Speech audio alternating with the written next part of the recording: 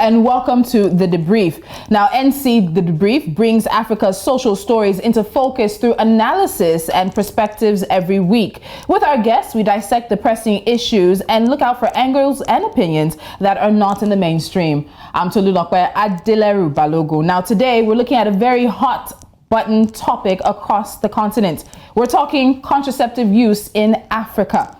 Don't forget that you can as well join the conversation using the hashtag NCDebrief and share your thoughts with us. Now today on the conversation, we'll be having two guests who'll be sharing their experiences and their expertise in this conversation. I have with me Rasheedat Sani Afolabi. She's a public health practitioner and registered nurse and midwife. Rasheedat, thank you so much for joining us. Also joining me, I have Lolo Cynthia. She's a reproductive and sexual health educator and a child's rights activist. Lolo, welcome to the show. Thank you for having me. All right, so ladies, let's get straight into it. But a bit of background before we start. Now, contraception or birth control is a method or device used to prevent pregnancy. Now, birth control has been used since ancient times, but effective and safe methods of birth control only became available in the 20th century. Planning, making available, and using birth control is called family planning. Now, some cultures limit or discourage access to birth control because they consider it to be morally, religiously, or politically undesirable. The 2019 World Population Data Sheet shows that poorer countries tend to record low use of contraceptives and higher fertility rates. Nigeria and Ethiopia will retain their positions in Africa as the continent's top two most populous nations by 2050, with Nigeria's population expected to double from about 201 million to 401.3 million people, overtaking the United States. Regarding population growth, it's important to note that as the world's population continues to soar, fertility rates are highest in specific areas: most of Africa, parts of the Middle East, parts of Latin America, and parts of Asia. In fact, by 2050, Africa is set to grow faster than anywhere else in the world. There will be 1 billion Africans in 2000, and there will be a number of 2.5 billion Africans by 2050. So ladies, let's start with this. Now, with the growing population that we find on the continent, where does the conversation on contraception and family planning come in? And I ask this, keeping at the back of my mind that there are many people on the continent who believes that contraception and family planning, those are Western ideas that are being pushed on the continent to keep our population numbers down. So Rasheedat, let me start with you. Where does this conversation come in for us as Africans? For us, I think it's more of our background. Our culture encourages people wanting to multiply. Mm-hmm. They believe that they see childbirth as a thing of pride. They take pride in it, and they believe that the more children they have, the more successful they will be. Mm-hmm. Unfortunately, that's not the case. Lola, what do you think? I mean, just going by what she said, the fact that Africans see having a lot of children as a thing of pride, but it goes back to our historical background where, you know, back then it was agriculture that was involved. And you needed more hands. Exactly. So if you have many more wives with more children, then it means you have more produce and you have more money. Yes. But now we are living in a technological and an industrial world where we do not need that amount of, you know, children to make sure you have good agriculture. We have, you know, technology and industrial stuff for that. But again, apart from the fact that people see it as a thing of pride, the conspiracy theory that you spoke about, how they believe the West is pushing this narrative. I don't know if it's true, but if you go deep into those conversations, if you look at the history of, you know, how the West have tried to colonize, people can tell you that that's what is happening. But when we talk about contraceptives in Africa, I always try to take it away from the angle of population because it doesn't make it very individual. It doesn't make it very specific. It seems like a country problem. I don't have my solution is not with me. But if we break it down and say it's a family thing, if you have 6 kids, you cannot take care of all the 6 children. How many can you take care of? Can you take care of just 3 kids? So if we bring it down to family and tell them that having more kids doesn't even benefit you, the children that you have, or your family in general, I think that's the way that we can push that message. We're going to get into that because I really want you guys to share your experiences in terms of having these conversations with women and men in families concerning contraceptives. But let's talk about what contraceptives are available to African women. We know the general pill. We know sometimes insertables as well. But what contraceptives are available to the average African woman? Rasheedat. Well, to the average Nigerian woman or African woman, as it were, we have the oral pills, which you have to take on a Every daily day. basis. Then we have the injectables. The injectables are various types. Those you can take on 2-month basis or 3 months. Then we have the implants. So where you have to do a subcutaneous insertion. And the very common one is the implants. Then the intrauterine devices like the IUCD. The very common one is copper T. Then sterilization, which is the old school extreme. in a way. It's sort of like an old school Did method. you say sterilization is the old No, I'm asking. Is no, it? it's not, but it's not. Before one can actually settle for that, you have to really weigh the options, and you must have gone through various counseling and be sure that the party Involved. yes, Yeah. both people. Then the barrier methods too. So the male and female condoms. Those are the major. So we don't see the rhythm cycle, or what is also known, or another method also known as the withdrawal method, that some people in terms of their religious background tend to use. We don't see those as being viable contraceptive methods. Lolo? No, we don't see the withdrawal as 99% effective. Does it work if you calculate your cycle? Yes, but how effective is it? How guaranteed are you that would be the time that you would not get pregnant? We do not use that as the best method. That's not something you sell to No, them. we did not push that as a way for contraceptives, no. Okay, so let's talk about side effects. I know from talking with female friends and cousins and co-workers, many different women react differently to different forms of contraceptives. So Lolo, just quickly talk about some of the side effects that you've seen in conversations with women. I started with the implant, so I'm going to take it from a personal experience. I started my contraceptives with an implant, and I used to sport every single day after I got it. Every day? I was For how sporting. I took it out after 2 months because Wow. I realized I was just wasting too much money on the pads and all of that. So I was sporting, so that was a side effect for me. For you. Then I changed it and I got an IUD, and it has been perfect for me. However, I know some people who use the injectables, the IUD or the pills, and they add weight. I know some women add weight. There's that hormonal change. It's an individual, exactly. Some have headaches, some feel like they have mood swings. So I think that we need people to understand that it's an individual thing. The same way you can take a certain malaria medicine and you react differently and you say, no, I don't want to use this, let me use the other one. But I believe, again, I just talk about this often because we already have these preconceived notions about contraceptives and the fear and stigma attached to it. The moment you have that side effect, you say, no more. I said it, this is how it's meant to be. So I think people need to understand that it's an individual thing. You need to test it and see the one that works best with your body. So you're nodding your head and you're agreeing. Yeah, and she talked about taking her own out, the first one she tried in 2 months. In terms of the experiences you've had with women using contraceptives, what's the recommendation? If they're not sort of balanced and feeling back to themselves, how would you advise them to go through through choosing a method? Usually before a woman or maybe the spouse takes up any contraceptive method, there must be adequate counseling. So they'll go through the process of having to counsel them, put forward all the various methods and their possible side effects. Yeah. So with that, and there's going to be adequate history taking. So having taken adequate history, especially looking at it from the medical aspect of it, you'll be able to, and the side effect, the possible side effects of those methods, so you can, to an extent, tell which one will be suitable for that woman. But we don't suggest, or we don't impose it on anyone that this is the method you should take. But if you have been able to know that these are the side effects, and for instance, let's say a woman that is hypertensive, definitely she can't go on oral pills, she can't go on injectables, any hormonal, she can't use it. So there must be adequate history taking and documentation. So with that, then also there's a method for every woman.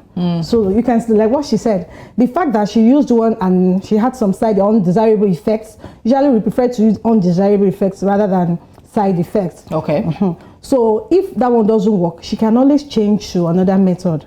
Okay. And she's she'll good find to go. one. There's a method for every woman. Yes. And I think when we say that, we almost might want to expand it and say there's a method for every family, because Definitely. it is in the long run part of a family conversation. So let's get into the nitty gritty of this. Now, Nigeria ranks number 8 in the world with a fertility rate of about 5.4 children per woman. The relatively high fertility rate in Nigeria, according to a paper published by the United Nations, can be attributed to low use of contraception, early and universal marriage, the high child mortality rates, early childbearing, and childbearing within much of a woman's reproductive lifespan, and high social values placed on children. Now, these are factors that can be found across the continent in relation to contraceptives. So we can't have this conversation about contraceptives without talking about the overwhelming impact of culture, tradition, and religion on how people choose to use them, whether they even choose to use contraceptives or not. So Lolo, let me start with you. In your experience, what has stopped women and families from really getting on board with the contraceptive train? I'll use that. Okay, we have, like you said, culture. We have the disapproval from their partners, which is, I think we need to always highlight the fact that so many husbands do not want their wives to go on contraceptives. I want you to pause because I have a question lined up for that. You're getting ahead of me. Okay, I think that is one aspect, Yeah. yes, but culture certainly comes into play because I focus mostly with young adults. A lot of people focus on contraceptives with families, but I feel like we need to start this conversation way earlier. So I focus with young adults, and one of the things that I see a lot of young people discuss is the cultural barriers, the stigmas attached to contraceptives, that maybe it will make me look loose, that I'm a wayward woman, that the fact that I'm actively stopping myself from getting pregnant means that I am someone who is promiscuous. You know, those narratives associated with contraceptives, that more of a cultural barrier, are things that I notice when I talk to young women. We think religion is big, but Nigeria is a very hypocritical country. I'm just letting people know. We say religion as a thing right at the top, but when you dig deeper, it's way more than religion. It goes back to the cultural and the social stigmas attached to it. Okay, do you agree with her? What's been the experience you've had, Rashidat? Yeah, it's not anything different from what she has talked about. Usually our culture has a whole lot to play as regards accepting contraceptive use. But contraception usually does not necessarily mean that a woman cannot still have as many children as she wants later on in life. So it's just control. The word is control. You want to control the rates and the way in which you have your children. So, and the benefits are numerous. we need to have the conversation, and then we'll talk about the benefits before we wrap up. But now, how do we overcome these misconceptions and myths? Now, Lolo is saying that when we put religion at the top, given the experience she's had talking to young adults about this, she finds that it's not there. It's more of the cultural and traditional outlook on the value of children. So how do we work with the misconceptions? How do we work with the myths? How do we work to destigmatize the conversation around contraceptives and even family planning in a wider conversation? Lolo? I mean, the first thing is to have conversations like this. It's very important to have these conversations that destigmatize contraceptives and give people accurate and scientific information about it. And also, I talk about Nollywood a lot because media is very powerful and it conditions the mind of the people. So we need to, healthcare services need to start working with the media. Yes, to promote these kind of conversations, to embed it into local, what we call old Nollywood movies. Yes, so people can really, really understand and take it to school. Start from SS, start from GSS, start telling people about contraceptives. Tell them that this is how it works, this is how it doesn't work. Why do people go on contraceptives? You're not even telling them to go on it, you're making them aware that the option is available. And making them critical of the narratives that they hear. We want you to question what you're hearing outside. Because when someone has told you that, no, this is actually how contraceptives work, now you begin to have a cognitive bias, cognitive dissonance, and say, okay, maybe what I've been hearing since I was a child isn't actually accurate. And also, I was talking to a healthcare provider, and she spoke about how many years ago the IUDs and the other implants that we had were not sustainable. So a lot of women will use an IUD that maybe has rusted. Then like you said, the undesirable effect would be people of negative news. So they say, see, this woman has.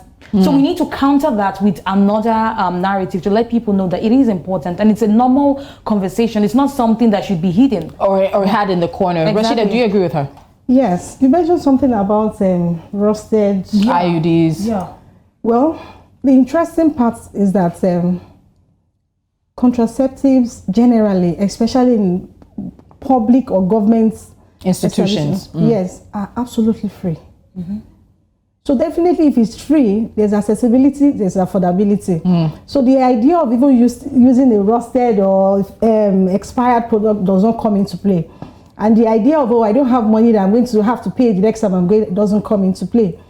So it's, for me, from the public aspect of it, the best way to go about it in trying to address the myth and misconceptions, which are the major reasons behind the idea of not wanting to take up contraceptive, is to go back to the people, to the community, the family level, and speak their language. How do we do that? We have to have community dialogue sessions.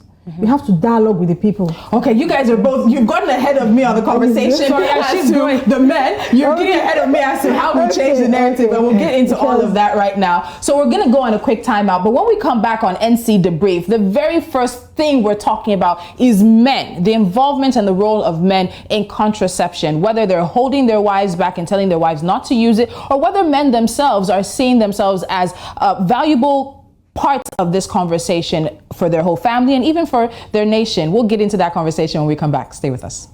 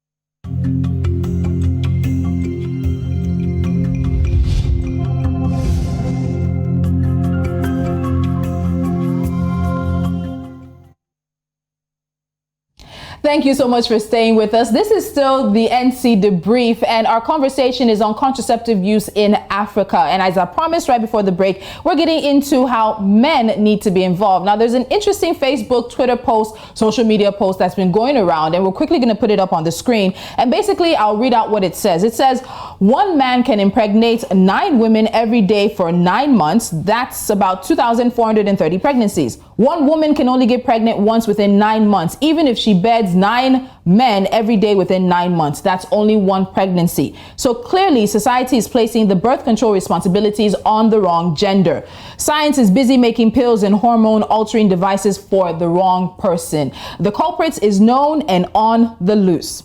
Now, male contraception has been limited to basically the same 2 options for the last 100 years, condoms or vasectomy. Condoms can have a high failure rate, and vasectomies are difficult and can be expensive to reverse. What scientists have known since at least the 1970s, and what they still know today, is that there's a need for better and simply more forms of male birth control. Now, as of now, sadly, women unequivocally shoulder the primary responsibility for family planning. Yet they also take on the difficult side effects or undesirable effects, as Rashida said, and that can keep women from using the options available to them. So ladies, let me ask you, how do we get men involved in the contraceptive conversation? And I'll add to that, knowing that there are even some men out there who don't want their wives using contraceptive. I was talking to Rashida before we came on air, and let me start with you. So how do we get men involved, and how do we deal with those who are saying, I don't want my wife even having contraceptives as an option? Yeah, one of the ways in which we can get the male involvement is like what we are doing right now, creating awareness, trying to generate demand for contraceptive use. So I believe for people getting to hear about this, they may want to know more about it. Then also is the area of encouraging the women to talk to their spouses about it.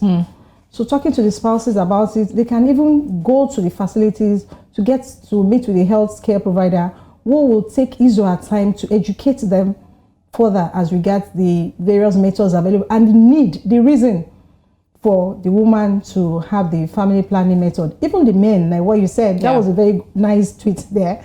It's quite interesting, but I feel that the reasons for having more of these methods for women because of the hormonal changes we go through. So these, most of, the women that have the menstrual cycle, having to do go through ovulation and all whatnot, and these methods are targeted towards that.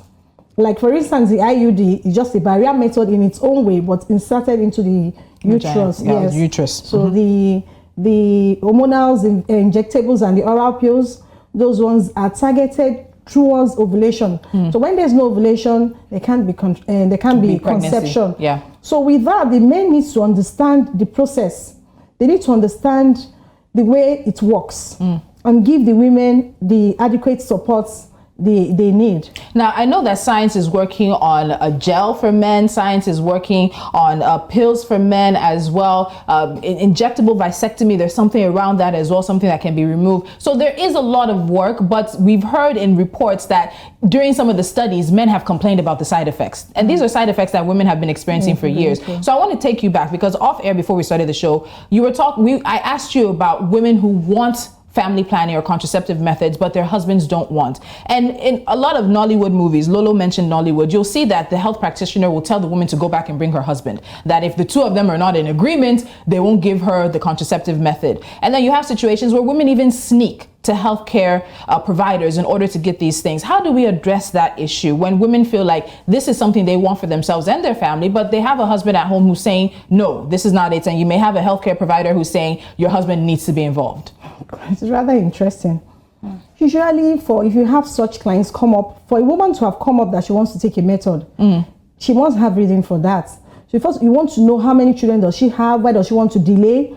Because we know that family planning or contraceptive use does not necessarily mean that she can't have more children. So based on whatever information she gives you, you're able to know how to address the situation.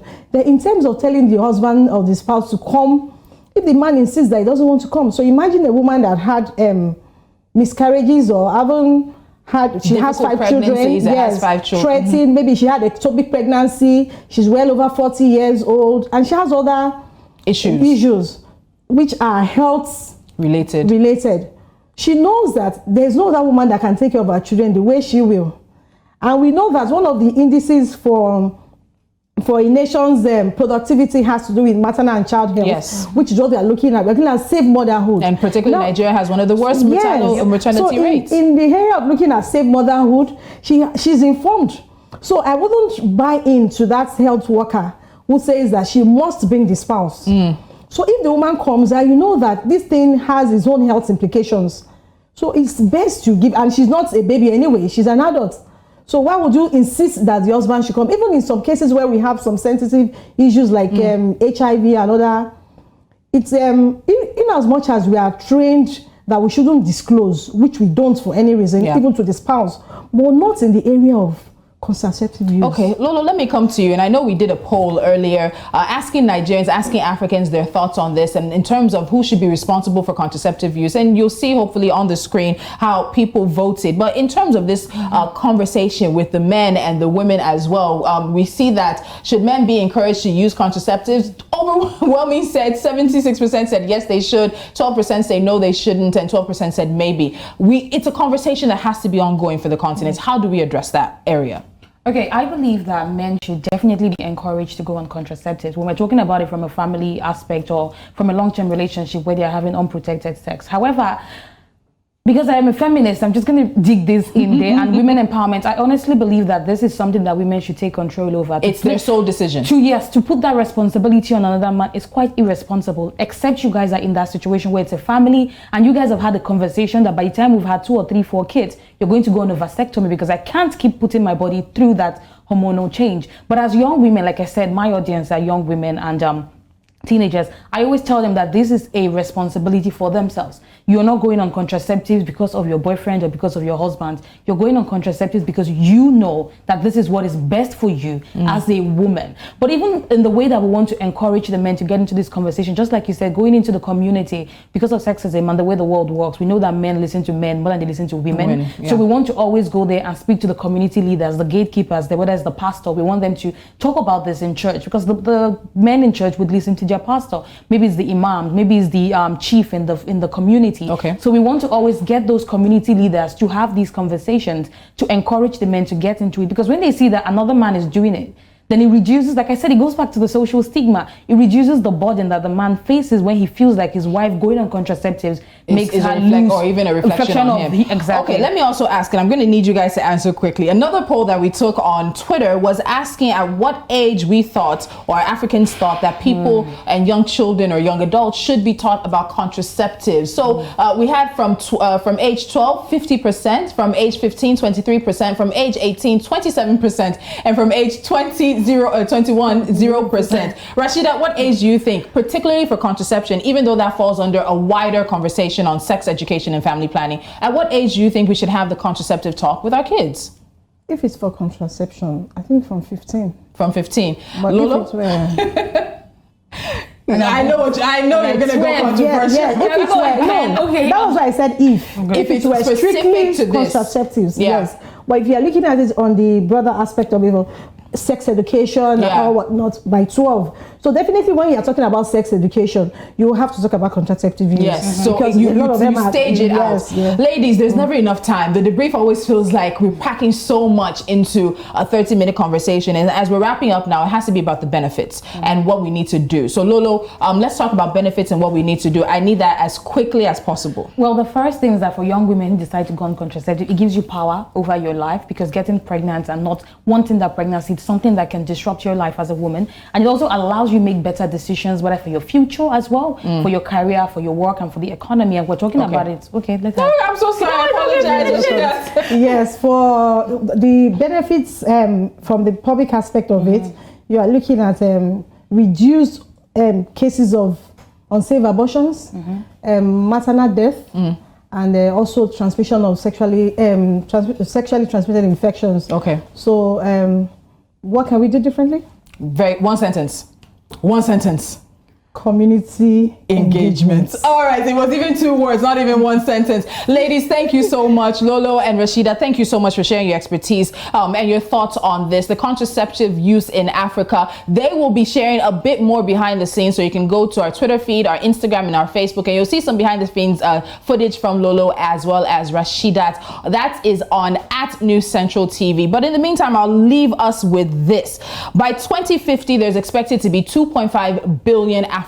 Are our countries ready to cater in terms of infrastructure, education, health? Are we ready to cater for 2.5 billion Africans in the next 36 years? I think a conversation on contraceptive use and family planning has to be one that Africans have, and we have it now. My name is Tolu Adila Ribalogun. Until next time, have a fantastic, fantastic day. This has been NC Debrief. We'll see you later. Please keep watching News Central.